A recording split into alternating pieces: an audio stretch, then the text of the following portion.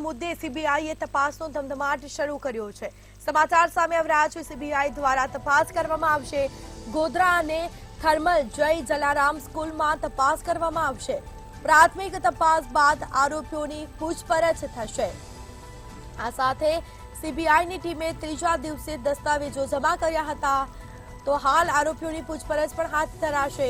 પ્રાથમિક તપાસ બાદ પૂછપરછ કરવામાં આવશે, જેમાં ગોધરા અને થર્મલ જય જલારામ સ્કૂલમાં તપાસનો ધમધમાટ શરૂ કરવામાં આવશે।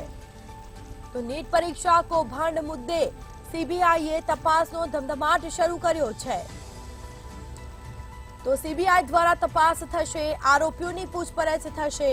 હજી પણ અનેક ચોંકાવનારા ખુલાસા થાય તેવી શક્યતા વ્યક્ત કરવામાં આવી છે।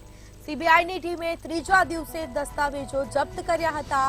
આ સાથે પ્રાથમિક તપાસ બાદ આરોપીની પૂછપરછ થશે। તો નીટ પરીક્ષા કૌભાંડ મુદ્દે સીબીઆઈએ તપાસનો ધમધમાટ શરૂ કર્યો છે। તો આ સાથે ગોધરા અને થર્મલ જય જલારામ સ્કૂલમાં તપાસ કરાશે। તો બીજી તરફ પ્રાથમિક તપાસ બાદ આરોપીઓની પૂછપરછ થશે। સીબીઆઈની ટીમે ત્રીજા દિવસે દસ્તાવેજો જમા કર્યા હતા। આ સાથે જ હજી પણ ચોંકાવનારા ખુલાસા થાય તેવી શક્યતા વ્યક્ત કરવામાં આવી છે।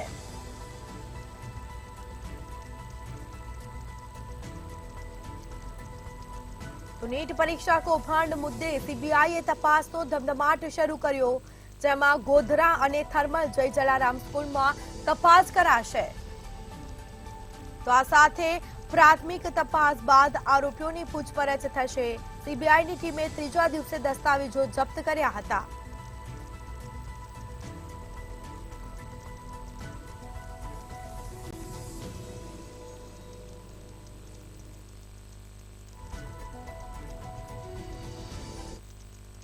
યુનિવર્સિટીના